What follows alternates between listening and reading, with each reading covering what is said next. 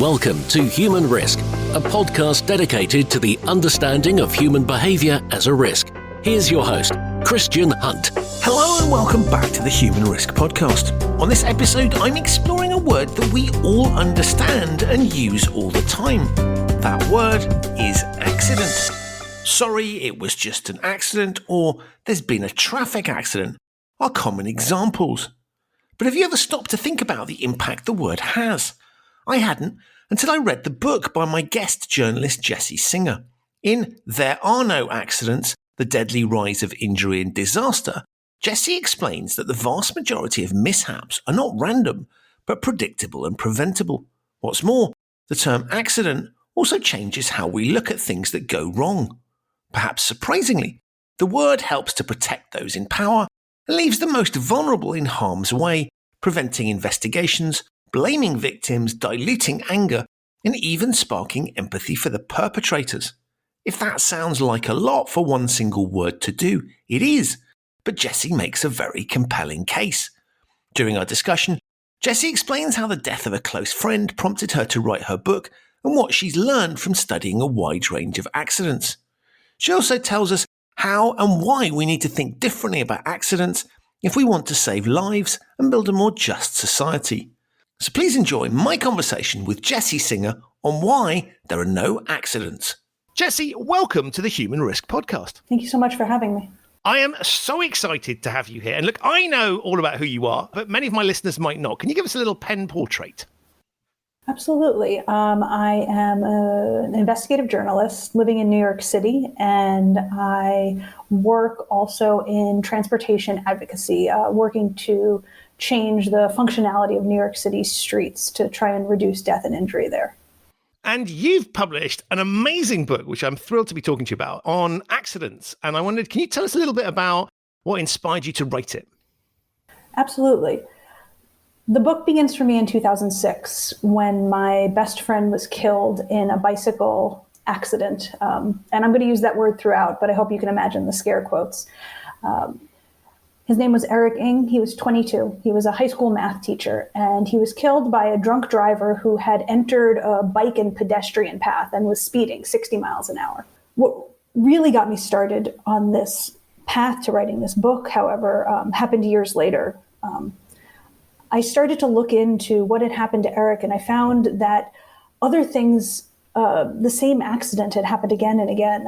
People had been killed there in different circumstances, but always by drivers entering this path. I finally started work on the book. Those repeated incidents finally drove me to write this book.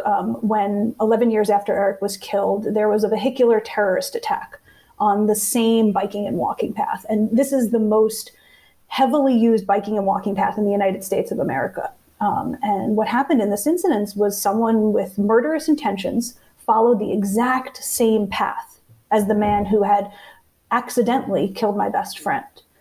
And that was possible because after my friend was killed, the response to his death was to put a drunk driver in prison and not to do anything to change the dangerous conditions of the place where he was killed.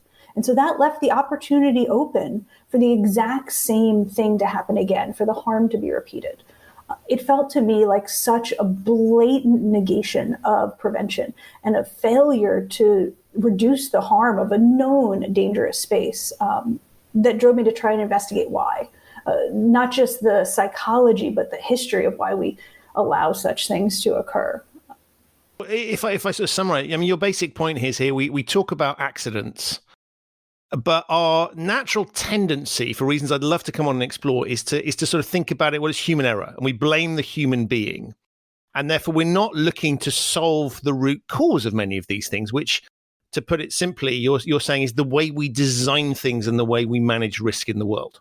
Absolutely. We die by accident because of dangerous conditions in our homes, on our roads, and in our workplaces.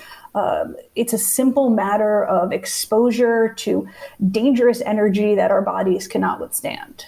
But that's not the story we tell after an accident. The story we tell after an accident is one of who did something wrong, who made a mistake, who erred, and where does that error, fall in our line of understanding this accident? And it comes to take up all the air in the room, because it is an answer. It's a tidy answer. We find a bad guy, or a dumb guy, or a guy who wasn't paying enough attention, all variations on the theme, whether we're calling it criminal, like what happened to the man who killed my best friend, or we're calling it, idiocy. It's the same narrative, which is problem solved.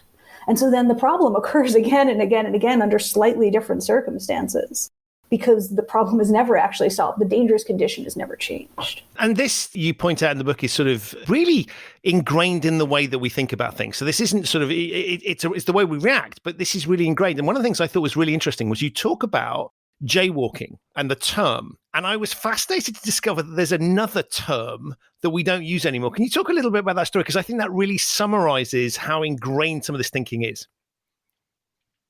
So there was an interesting point in the history of the automobile in the United States where automobiles became popularized and were suddenly everywhere, including in cities. And those city streets prior were marketplaces and playgrounds. They were just public thoroughfares. And all of a sudden, there were these big steel fast cars coming down them, and death tolls skyrocketed. And around that time, we see the invention of two terms. One is jaywalker, which means a jay is like a country bumpkin. So a jaywalker is someone who walks like a hillbilly. But there was also a term around then, jay driver. And I think this is what you were talking about. Right. And so like the jay driver was the same idea, someone who drives like a hillbilly. And notably, one of those terms stuck and is now law in every state in the United States. It is illegal to jaywalk in every state in the United States. But to be a jay driver is not even something, in our reckoning. And I think this is an interesting thing that happens with accidental death, which is that power rises to the top.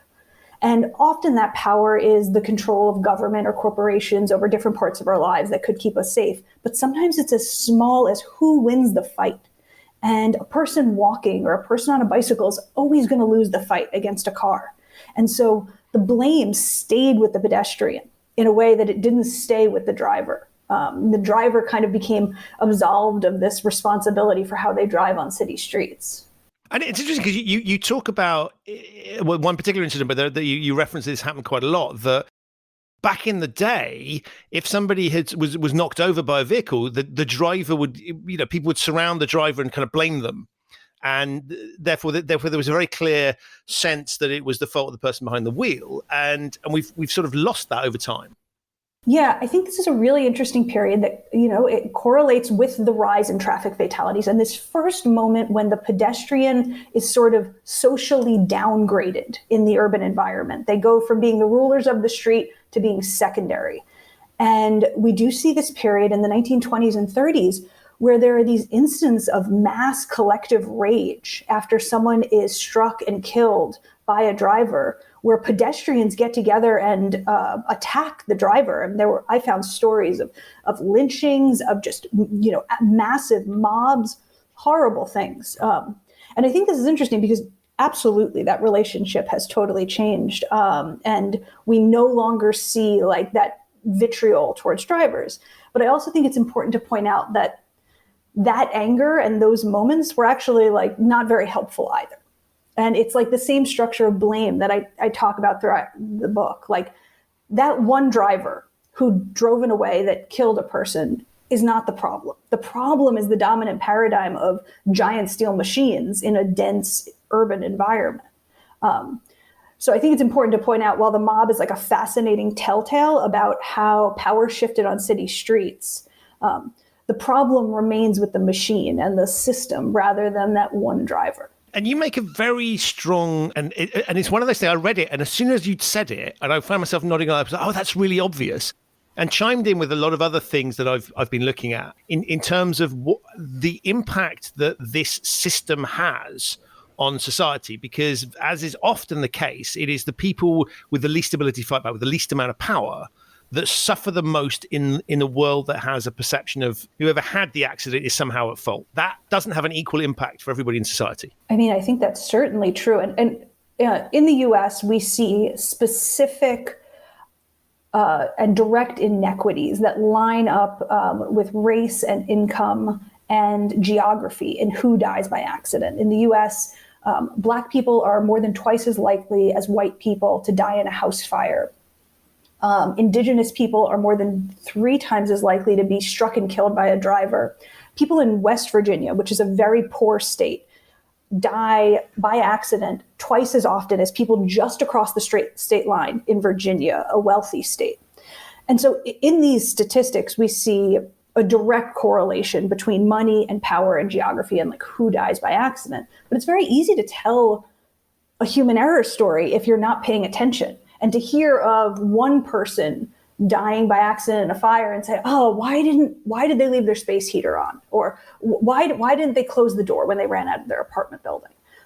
It's very easy to like get into that trap, especially because these inequities in who dies line up with racial stigmas and economic stigmas about, like who's rich and who deserves to be rich and what that might mean.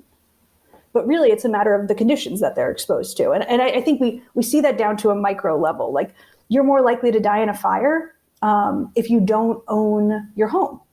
And that's because you don't have control over the conditions inside your home. And so we see things like there was a horrible fire where I live in New York City in the Bronx just a few weeks ago where 17 people were killed. The fire spread out of the building because the door, the automatic self-closing door, which is required by law, was malfunctioning. But you also see this, I know in the UK, like the Grenfell fire. And it tells a larger story about who was living in that apartment building. How did they come to be living in that apartment building? Who was exposed to what conditions? It's not luck or chance, but rather prescribed.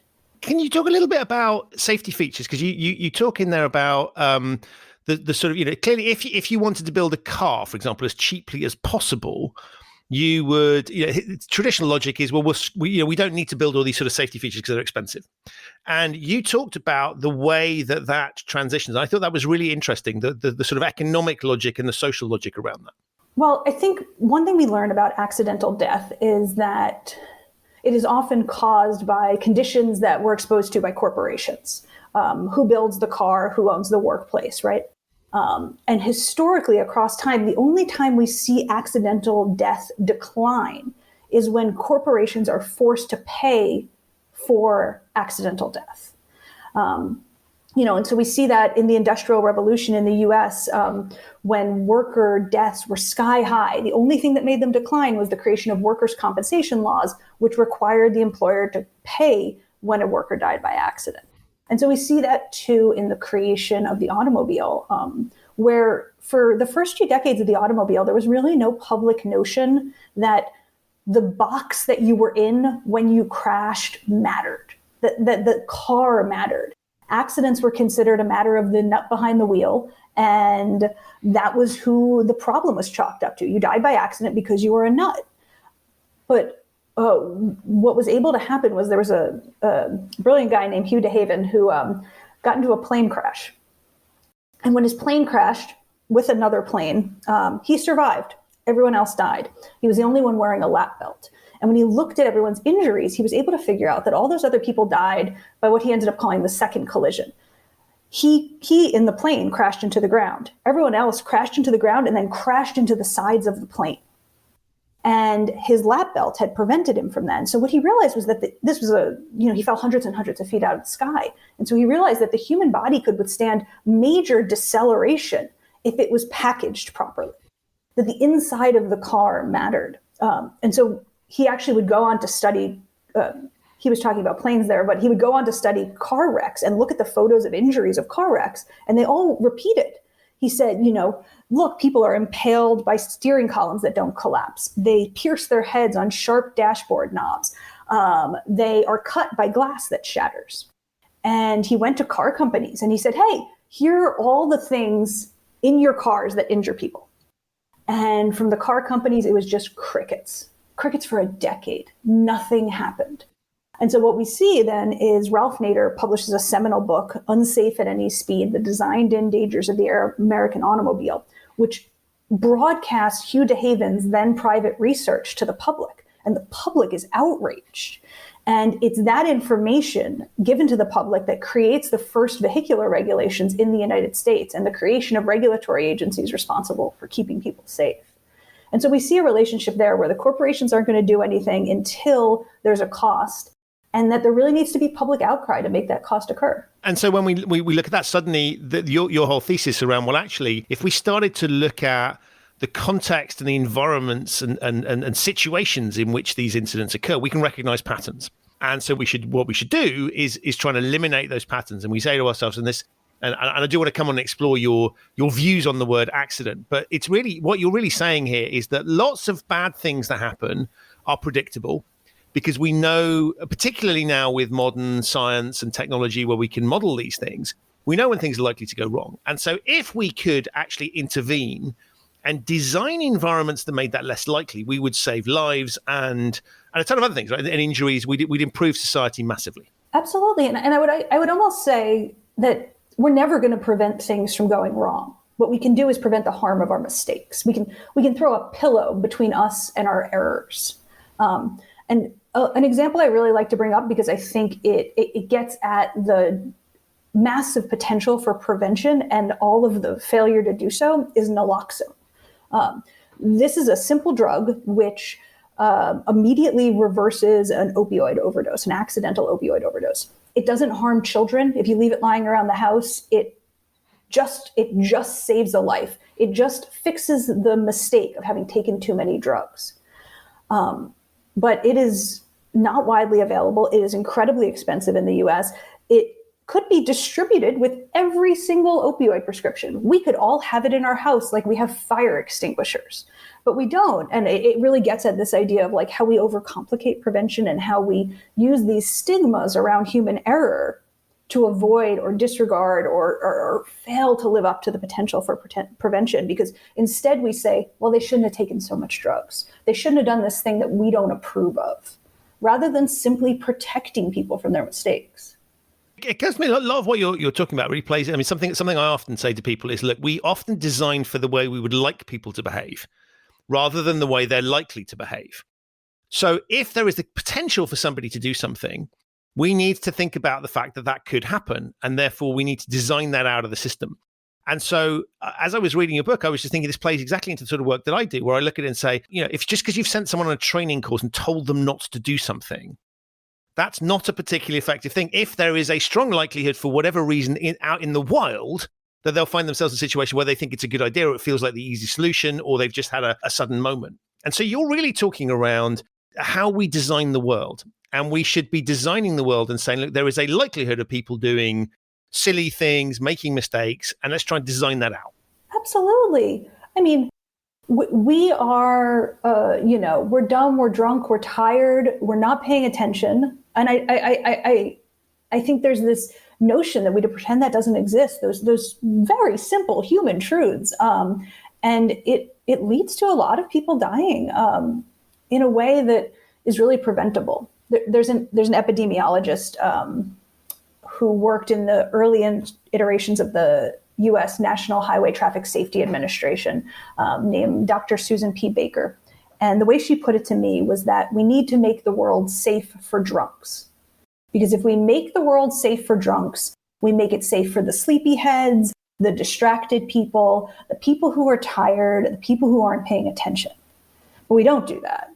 We waste huge amounts of money on education and enforcement in this grand idea that we're going to somehow fix people, which you know this as well as I. It is really hard to change human behavior, but it is not that hard to protect people from their mistakes. I mean, that's a simple matter of energy.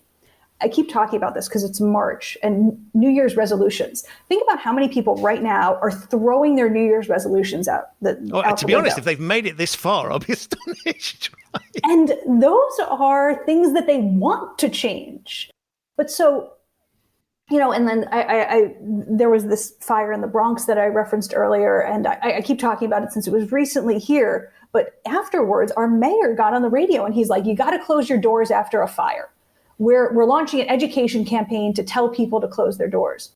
And I looked back and I found a massive fire every 10 years for the last 40 years in New York City, where the mayor was saying, we're going to launch an education campaign to tell people to close their doors. These are people who are running for their lives.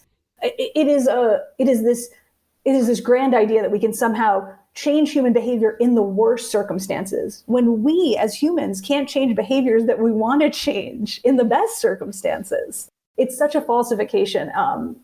And I think it leads to so much harm, but I also think it lets these companies off the hook. It lets the mayor off the hook, in this case, from regulating this landlord into being in compliance with laws that require automatic self-closing doors. And you talk a lot about the language that we use, and perhaps this is a good moment to talk about your views on the word accident, but can we do that and then explore some of the, you give some really good examples of, you use this phrase, euphemisms that we use to kind of describe those things, to kind of help us manage the willful blindness that you're talking about. But can you just start by talk a little bit about the word, your views on the word accident? I think the word accident is inherently problematic, and I've traced across history a pattern from oil spills to traffic crashes that allows the people who are in control of the safety of our homes and our roads and our workplaces, in the control of our dangerous conditions that we're exposed to, wherein the word accident absolves them and lets them off the hook and lets them not actually be responsible for these things that they clearly are. I had an interesting interaction that actually got cut from the book in my work, where I was working with a group of mothers who had lost their children in traffic crashes. And they were at a traffic safety conference, and one of them had a child killed by a bus driver. And at the front of the room was the person who ran the city's bus department. And she raised her hand and she said, "Why does the bus driver who killed my child still work for you?" And the speaker kept saying, "I'm so sorry for this accident. I'm so sorry this accident happened to you." And the mothers kept getting angrier and angrier, to the point that they were all standing up, yelling down at this speaker, "It's a crash. It's a collision. Don't say accident." And I remember being fascinated, not only by their anger, which was such a moment of power and limited power from someone who's had so much taken from them, but also of the ignorance of the speaker and the fact that this word had created such a binary for these two groups of people.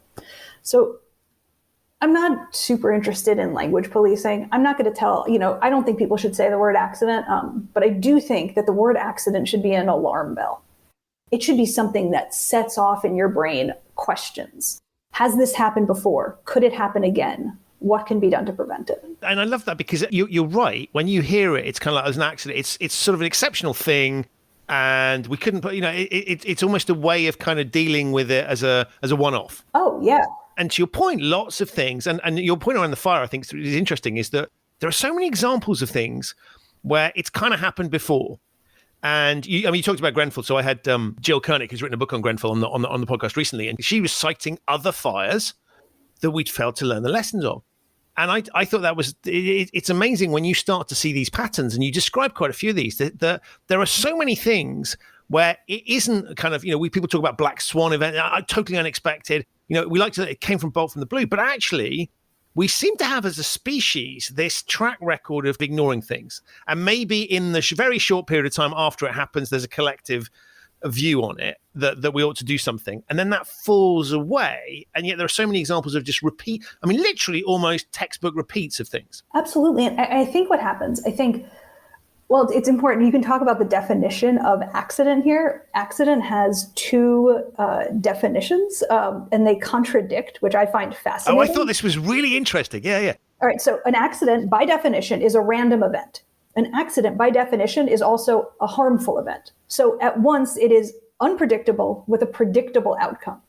So what we're talking about there, it makes no sense. It's clearly a magic word. It's a magic word that means whatever we want it to in that moment. And so you see these repeat instances happening. And I think what we do, and again, this is about the psychological comfort of blame, is we focus on the last person who made a mistake, the last person in the long causal line that led up to this harm. And that person's actions do seem random. And then we blame them and we feel better and we move on. But you know as well as I that the harm in an accident is not the matter of a single mistake, but layers of dangerous conditions that stack up.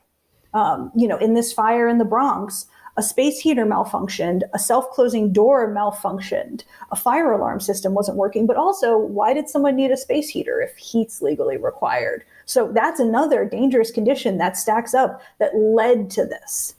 And so if we just focus on the one thing that went wrong last, we miss all of that and all the ways that these conditions exist right now in New York City, for example, ripe for this to happen again. All of which points to your point around power. And so very often it'll be the bus driver that is blamed for an incident, as opposed to the engineers or the bus designers or the people that commissioned the bus. Or we've got the person in the apartment building who causes the problem, but actually their finances are in a state because they're not properly looked after, where they have to engage in certain things, or the building hasn't been maintained. And so I think it really struck me as you were talking. I recognized the point that it wasn't necessarily the person who we could, the sort of person you would take a picture of if you were trying to tell a visual version of the story. There's a ton of back, but what I thought was fascinating was that, as you pointed out, it tends to be the if you wanted to sort of get one name in the frame, that tends to be someone at the end of a very long process, and typically that's your point around power. They have much less of it. Yeah, and often in these scenarios, they're dead, or they're injured, or they're living in poverty now because they just lost their home. So not only did they have less power to begin with, which is why very likely they were exposed to all of these dangerous conditions, but in the aftermath of a disaster, they're also totally screwed. And in a situation where they have even less power to help themselves. There was an interesting story of this, a horrible story in the book of an apartment building on one side of a 4-lane highway and a bus stop on the other. To safely cross this 4-lane highway, if you live in this apartment building and you don't own a car, which was very likely in this apartment building, and to take the bus, you had to walk a 1/4 mile down the street to a crosswalk, a pedestrian overpass, and then a 1/4 mile back. So about a 20-minute walk. There was a woman who lived in the apartment building and needed to take the bus. She had 3 children and regularly did what everyone in the apartment building did, which is run across the highway, because that was the only logical, sensible way across. Then that was a pretty normal circumstance of her life, until one day she was making this crossing with her 3 children, and one of her children was struck and killed by a driver. And that driver was sentenced with a crime, but so was this woman. It absolutely should not go without mentioning this was a Black woman in the southern United States. And she was charged with vehicular manslaughter for the death of her child crossing the street. But it is such a testament to, and as the driver was also charged, everyone was blamed, but none of that blame helps the situation.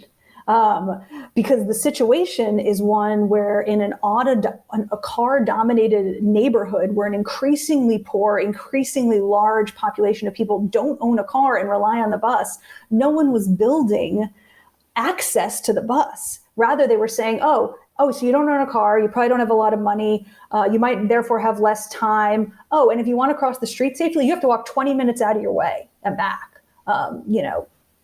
So you think about all the different ways that power is taken away there, and power is restricted by people with a ton of power. And that gets again at the repetition. So if you look, this was in Atlanta, outside the metro area, outside Atlanta, Georgia.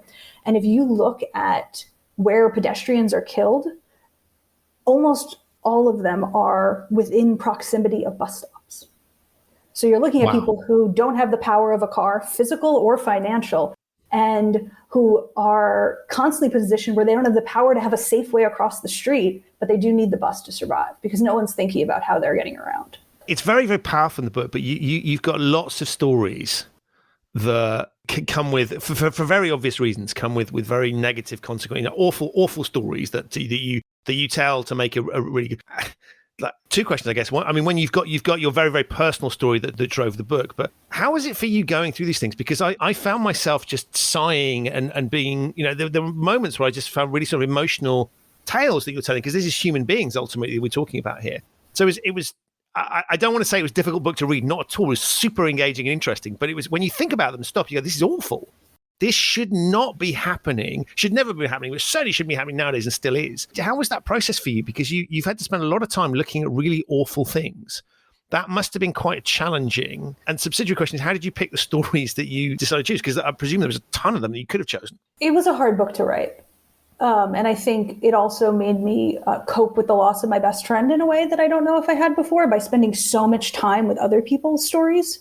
But I also think I recognized going in that accidental death is disregarded. These are considered inconsequential deaths, random, unpreventable deaths that don't matter. Unlike the terrorist attack that followed my best friend's death. Those are deaths with heroes and enemies and have good narratives. And so I felt it was really important to spend time with the preventability and the sadness of these things, because I wanted everyone to understand that there is a real consequence here, and our failure to protect human life at any cost does have a cost. But it certainly was a hard book to write. And in terms of the stories that you picked, what was the process there? Were there things that just jumped out at you? Because I'm assuming there were a whole load left on the whatever the equivalent of the cutting room floor is in terms of book. I mean, I'm assuming you saw lots of things. And what jumped out at you? How did you pick those things that you put in? I've had a Google alert set for accident, and it was an accident for 5 years now. So I'm deeply steeped in how this works. But again, I felt like I was fighting against a tide of understanding and comprehension, of a desire to disregard these things, both for our own psychological comfort. I get why we ignore accidents. There's a lot of bad things in the world, and we've already all collectively agreed that we're going to ignore the accidents.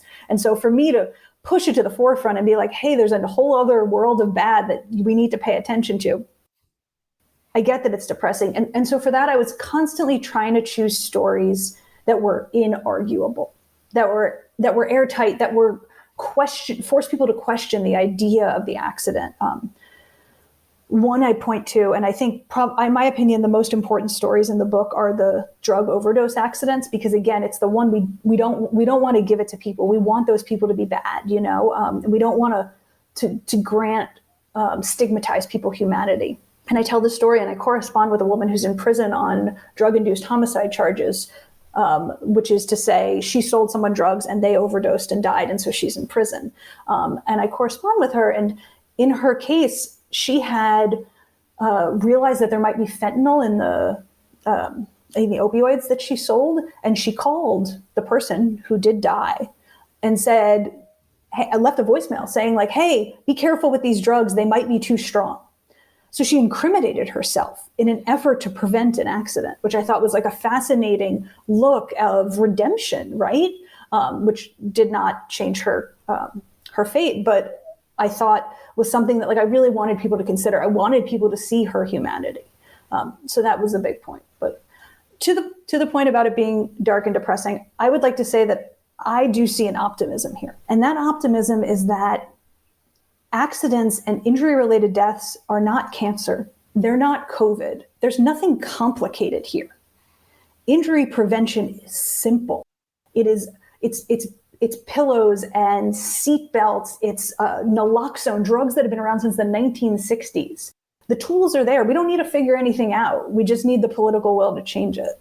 Yeah, and to be absolutely clear, you wouldn't be on the ship. It was just miserable reading with no sense of. Because I think one of the things I really took from it was a sense of, actually, to your point, there is a solution here, and it requires us to be thinking differently. And I thought it was interesting, particularly with some of the audience that I have on the show who work within companies, how we talk about things in society. There's a microcosm inside companies and organizations as well, and so we can all start to affect change in the environment that we have, and really start to put pressure on people. But it's there's bits that we manage, and it made me think differently about my own environment, let alone some of the client work that I'm doing. So I agree with you. I think there is something positive, and we have to go through, you almost have to see the pattern. You have to have your eyes opened to be able to start to clock what the solution might be. And you make a very clear case that, as you say, this is solvable.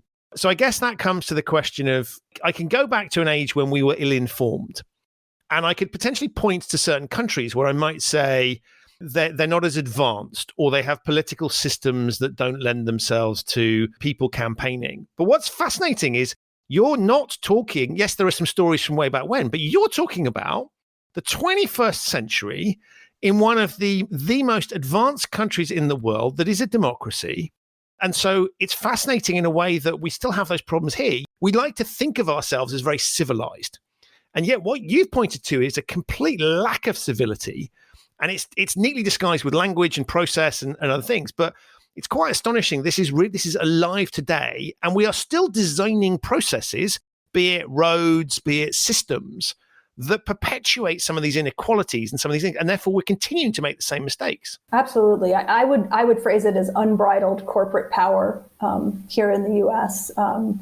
And a penchant for blame that manifests, and I think this is very strong in the U.S., but I'm curious to hear if you see it where you are.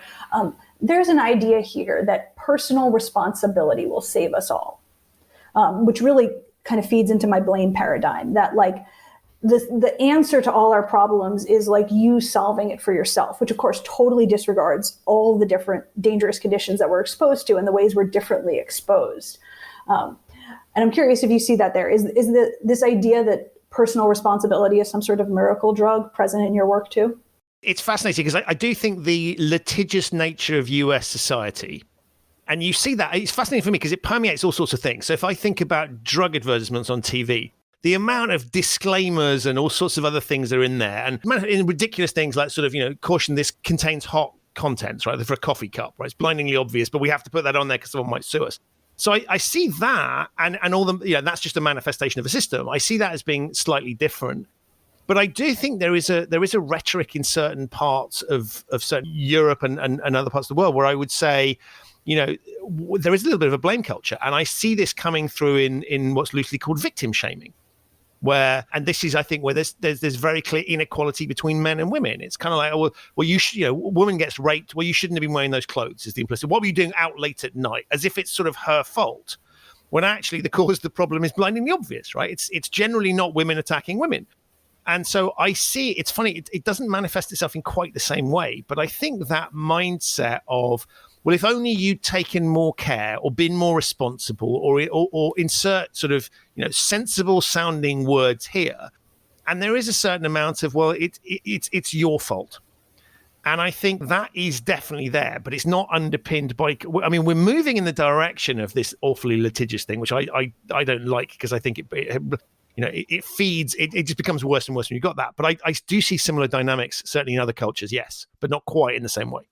So I think you've chosen the sort of, hate to say this, poster child for a society that has an extremity of these problems, but I certainly see similar sorts of things. And I think particularly when things get tough and we start to, there's a lot of who can we blame? And we're seeing this in our polarized society nowadays where immigrants or, pick your subculture that you want to criticize and people, that the same things there. So that's why I think it's fascinating. I read it and I went, oh, well, I'm not living in a country where that would happen. And then I stopped myself and went, I am actually. It just may not be exactly the same story, but the dynamics that underpin it and the protectionism around the system and the lack of support we have for people that need help, I think it manifests itself in slightly different ways, and it differs from country to country, but it's absolutely there. I think that's right. In the US, we're seeing the most extreme version of it.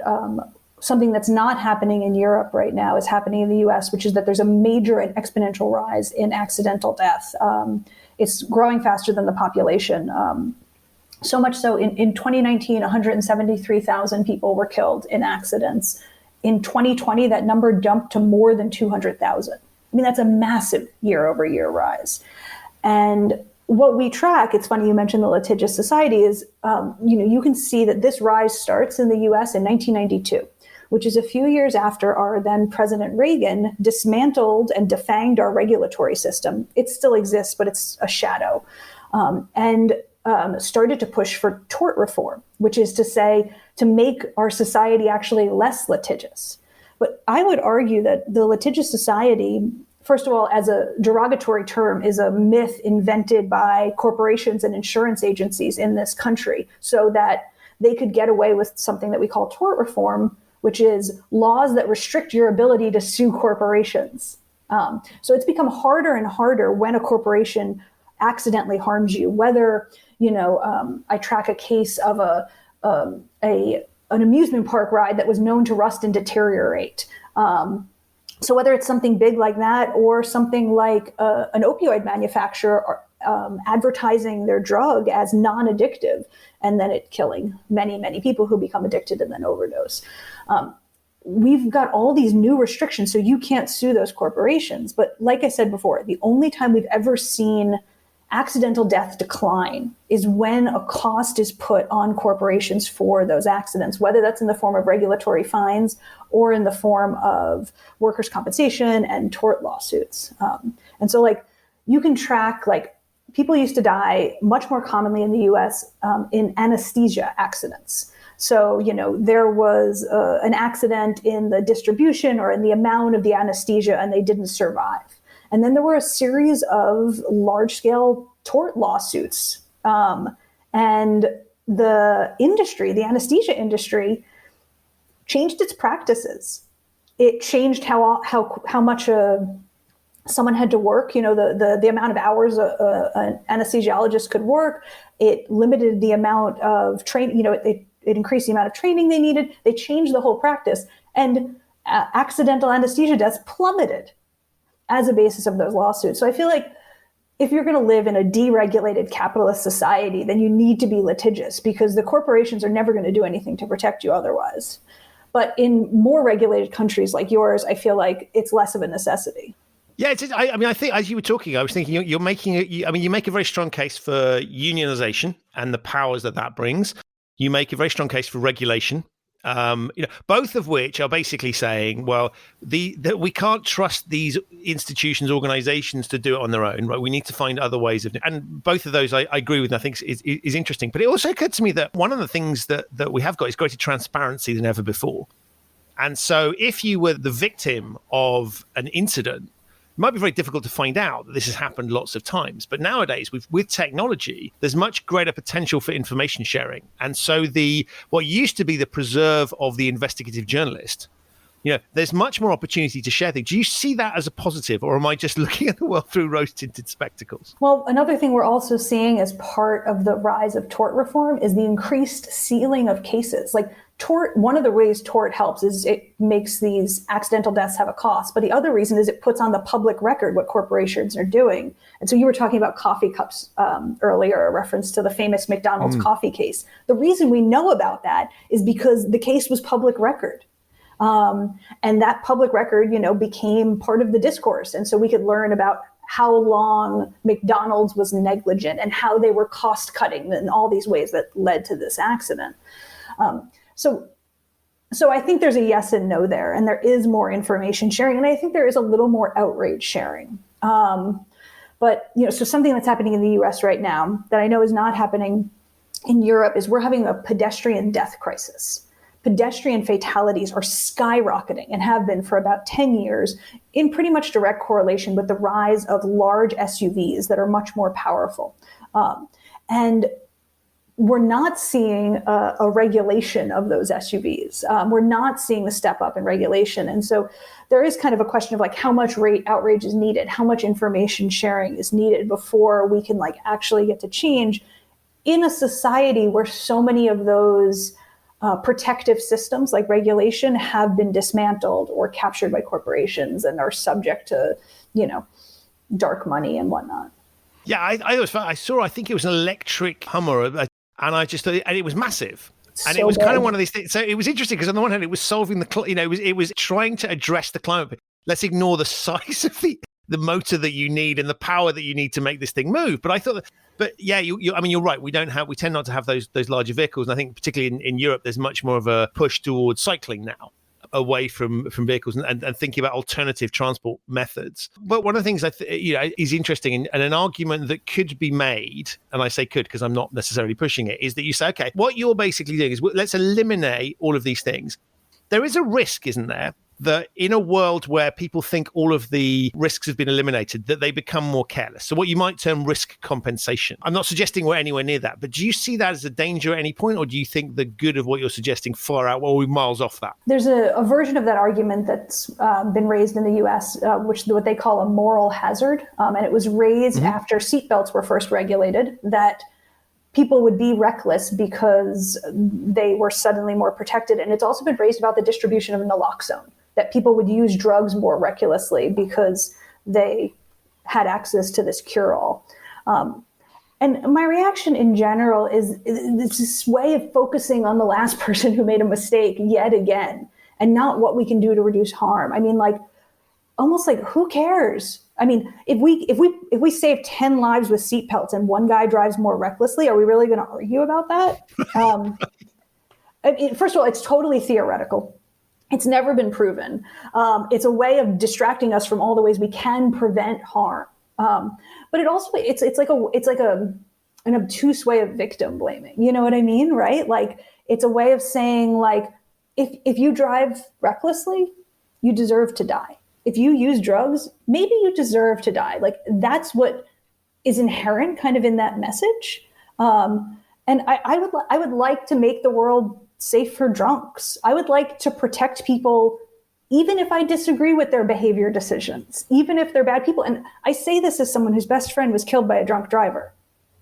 I would much rather make the world safe for drunks than pretend that we're going to somehow control human error or human malfeasance or bad decisions. I think it's a false construct, but I also think it's like a dangerous one, because it takes away the humanity of even people who make bad decisions, even people who screw up. One of the other risks that we see now, I mean, you talk a lot about physical risk, in terms of sort of road accidents. And obviously, given your area of interest, that's not surprising. You've talked about drugs, but obviously we've got technology now that poses a huge risk, and black boxes and algorithms doing things, which is in many respects more of the same, right? Is the system is that. So I wondered what your thoughts were around that, and things you've seen manifest themselves in that space of the challenge, because that seemed to me that's the 21st century manifestation of some of these things we've talked about before. Oh gosh, yeah, we're starting to see a lot of regurgitations of these ideas I've been talking about, like, run through the amped up filter of automation. So like in Amazon warehouses where they package Amazon goods in the US, we've started to see the rise in automating part of the packing process, except Amazon's using that as an excuse to accelerate the speed of the assembly line. And so the more automated the Amazon warehouse is, the higher the rate of accidental injury is. And Amazon says it's just people, and they just don't know how to work with the machine. They're the weakest link in this whole process. Oh, yes, right. Yes, of course. But if you look at, and another thing we like to do is, as we test out our autonomy, we like to give it a human monitor. It's the responsibility of the human to kind of keep the automation in check. And that's what happened in the Boeing 737 MAX crashes. And it's something we see with the autonomous driving fatalities in the US, where these automated systems have human monitors, and those human monitors are supposed to watch the robots and make sure they behave. But if you talk to psychologists who work with automation, they say that's absolutely the wrong way to do it, because we're not good at watching something else for mistakes. It would be far better if the machine watched us and warned us of our mistakes. But we also see more in the places where we actually have technology that can do that. We see the same issues of corporate power and a refusal to protect people unless it's financially beneficial. Like automatic emergency braking is a great example. We have technology that could prevent huge thousands and thousands of car crashes by automatically stopping the vehicle. It's not a driverless car, but it's this one little bit of driverlessness, and it works fantastically. It's not that complicated, but it's not regulated. So it's not installed in every car. And so you actually, if you want it in your car, you have to pay extra. And so what we see then is that wealthy people are protected from the mistake of not paying enough attention in their car and not braking in time, and poor people die. And I think that's a really interesting example of something where you'd say, if you made that mandatory, you'd be going, well, okay, so maybe some vehicles would brake occasionally was not necessary, right? Doesn't seem like a bad thing to me. It's not massively intrusive, but as you say, at the margins, incredibly powerful. And so I'd look at something like that and say, if you were kind of building if we had full control of the environment, you'd be going, well, of course I want that. Right? That seems like a really sensible addition. I'll have a bit of that, which is why, to your point, the wealthy people pay for it. And it just seems to me that a lot of the things you were talking about, there are going to be some things that will, that cost money, but there's lots of other things where you would just say, actually, that just makes a lot of sense. And we ought to just do that. And to your point around the control of the environment, is if it were your environment, so if you're the factory owner, to use a sort of simple example, you'd absolutely want that for your own environment, as you see in the car. So this dynamic of you talking about wealthy people in cars protecting themselves, I always think about things like Volvo, who promote themselves on safety, right? And it's basically, here's a box that's been, which is not the cheapest vehicle that's out there. So but it is fascinating that mindset of people not wanting to protect others, and there's almost a degree of inhumanity to what you're suggesting, and I find it interesting that is there, and that there isn't more. If I go back, there are lots of industrialists that have looked after their staff in the past. There are lots of benevolent, Quakers, for example. So in terms of benevolent, I'm intrigued as to what any thoughts on why that's not so obvious to people, because it's obvious to us individually, but where's this disconnect come from? Is that just a function of large organizations, distance between management and the front line? You say it's not obvious. I think it's not the goal. The goal is to make money. There's one goal here. The only reason that the factory, in the US at least, the only reason that the factory owner cares whether or not people are getting injured is because it costs them money. And I actually think in places like Amazon warehouses, you see them carrying less and less because there's been effective reduction in those costs as corporate money has influenced how often work safety is regulated and if it's regulated at all. So I don't think safety is a concern. Selling cars is a concern. Big cars sell, powerful cars sell, fast cars sell. And that's the way the car companies have been doing it for a long time, even though there is some evidence that safety does sell, and Volvo as an example. It's such an inherently problematic premise that we're leaving these decisions, our life and death, up to corporations. As we look at the challenge that you've outlined, there's a very clear message there to politicians, and there's a very clear message to people running these larger organizations. Jeff Bezos should be reading your book, right? What's your message to the average reader of it? What should they be thinking about in terms of it? Because, as you say, there's some big changes that could easily happen if the willpower was there. What should individuals be thinking about in terms of this? I think the most important thing we can do as individuals is to, first and foremost, consider accident to be this kind of alarm bell, something that sets your flags up, that forces you to ask, whether this has happened before and whether this can happen again, but also to keep that same flag up for blame.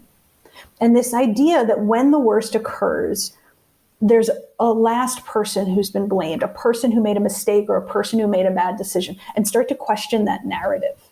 I think the only way we're going to get around that is when we start to change that culture of seeking the simple and satisfying story of this was all the fault of this one person who happens to have no power.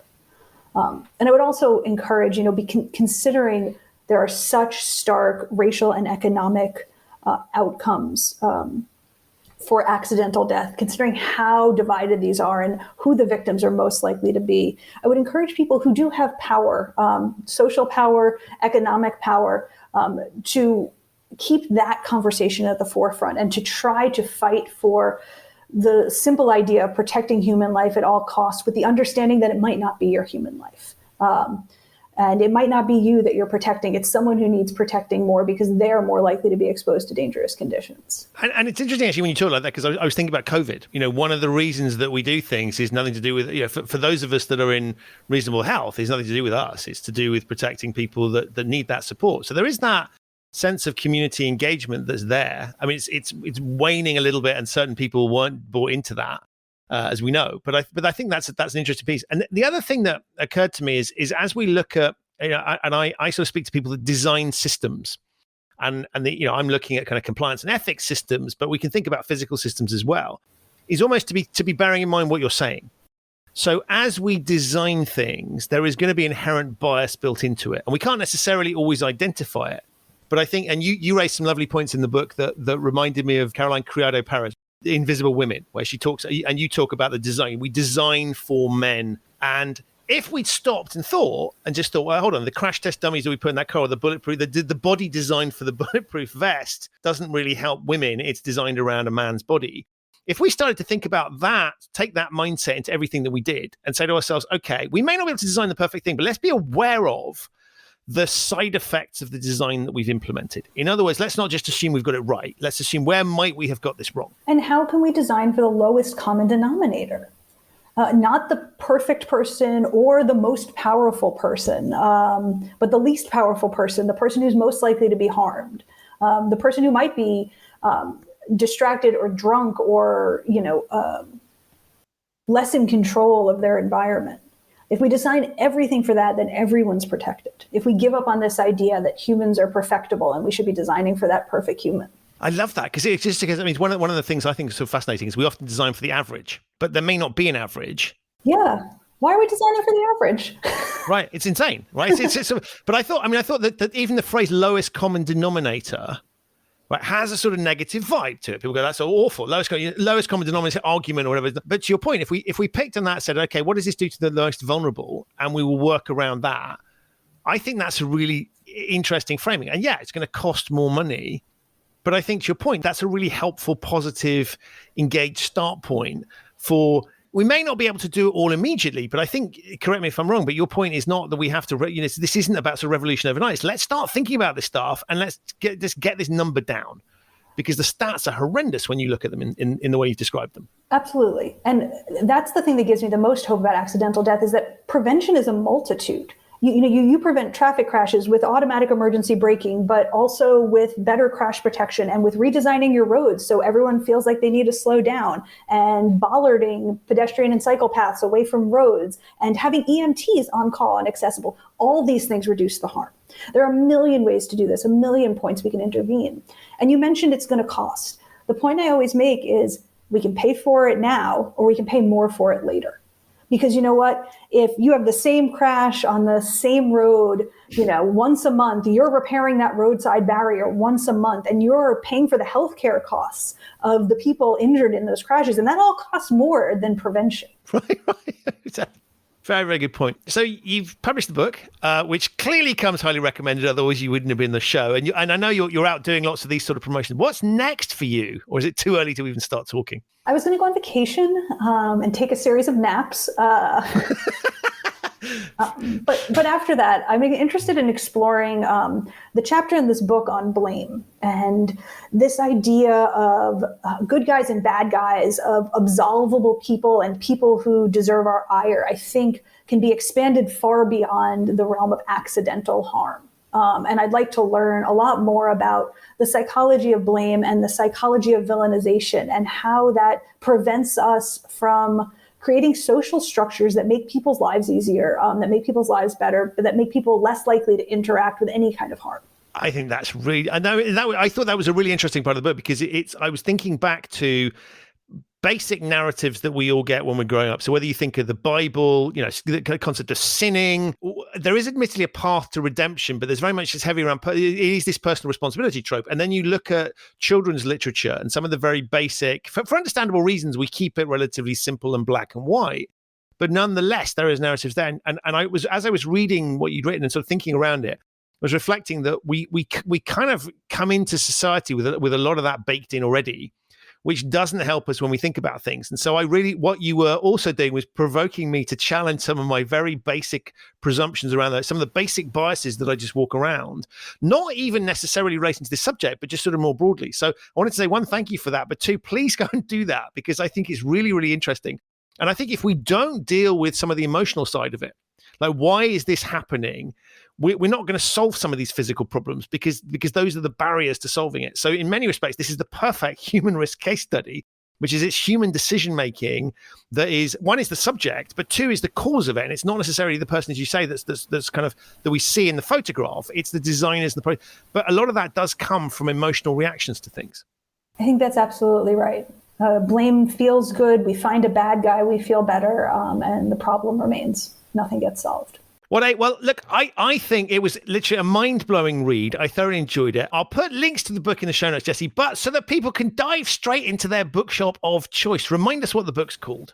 The book is called There Are No Accidents: The Deadly Rise of Injury and Disaster. Who profits and who pays the price? Amazing. Thank you for all the work that you've done. It's a beautiful tribute to your friend. It's a fabulously insightful read. It's one of those things I'm going to go back to and think about again in very, very different contexts, the ones you describe. But it's absolutely fascinating. And as you have demonstrated on the show, so much thought, so many ideas, so much initiative. Thank you so much for all of that. And above all, thank you for being an amazing guest on the show. Thank you so much for having me.